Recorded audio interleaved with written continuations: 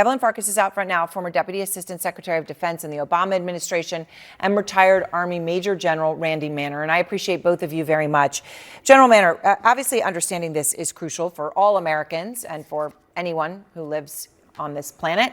You oversaw America's policies for inspecting the nuclear weapons arsenal, for safeguarding the nuclear weapons arsenal. When you saw what Trump said and what's now happening afterwards with the confusion and with his commentary on details of we have test sites that will be announced, what do you hear?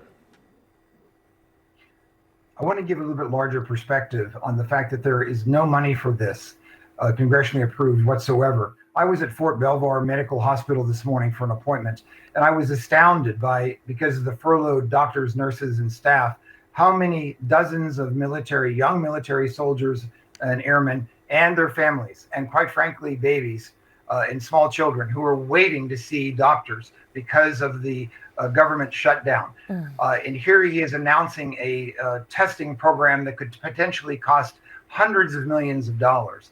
I have been on the ground at those Nevada test sites from those many decades ago. And by the way, the Department of Energy is responsible for testing nuclear weapons, not the Department of Defense. So unfortunately, the president doesn't understand how the process works. Because there's no facilities. There's no testing equipment. There's no expertise. There are no people. This will cost hundreds of millions of dollars and quite frankly, years to be able to do it. It's not just like, well, let's go ahead and set off a nuke. That is not how this works. And the American people have to understand and have full confidence that our nuclear weapons are safe and that they will operate as needed when they are needed. So this is just a ruse by the president. Evelyn, they also should have full confidence that the Commander-in-Chief of the United States, who is in control of the nuclear arsenal, understands it fully and all the details about what it is, who controls it, who tests it, all of those things, which it appears there is a lack of clarity on, given that Trump's own team seems to be confused about what exactly he meant there, too. Yeah, Erin, I think you just made an advertisement for the Catherine Bigelow movie House of Dynamite, because there's a nuclear scenario and a president has to make a decision. And it really does come down to the president, the way our system is built, which goes all the way back to Truman and the Second World War. He didn't want the military to decide about use of nuclear weapons, and so it's the president that decides. In this scenario, we have a president who, I think he misspoke, Erin. I think he did not mean to say we're going to do nuclear testing. We're not testing a nuclear weapon. We can test weapons that could carry a nuclear weapon, a nuclear bomb on them.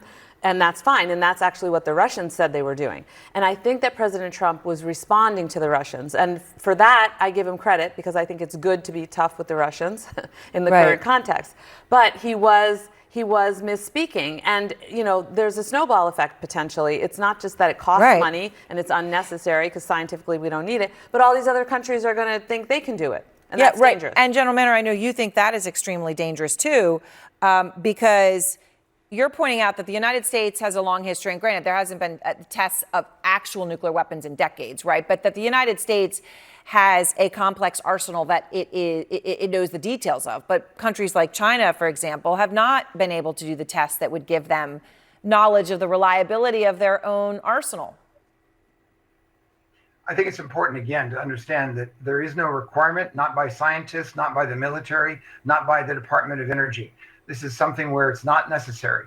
Now, I do agree that the idea of delivery systems, whether that means dropping something without the nuclear weapon or putting it on a missile to test the missile with, again, no nuclear weapon, that is different. I do not believe that's what the president was saying. I think he was actually saying to be able to explode a nuclear weapon. I disagree slightly. And I think we need to be, this is, again, whether it was misspeaking, not understanding the process, which is extremely clear that he does not, it is something we all need to be very concerned about. And hopefully this is not just a diversion from the fact that the government is shut down and impacting so many Americans in so many different ways. What, Evelyn, could be the impact of the fact that it appears that the president is confused? Yeah, I mean, I do have to kind of take what the general said and, you know, correct myself a little bit because I'm giving the president the benefit of the doubt, but it may be that he doesn't understand the implications of actually exploding a nuclear weapon and conducting a test, and so he cavalierly, says this.